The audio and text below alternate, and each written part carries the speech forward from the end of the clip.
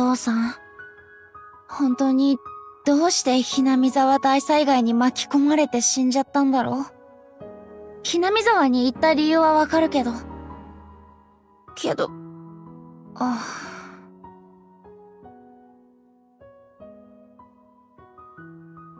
山も海も空でつながってる。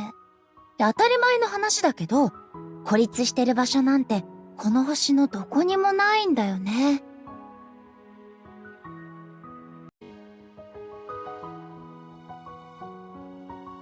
今年の夏はガールスカウトもないし、東京にいた頃よりのんびりできそうで気が楽だよ。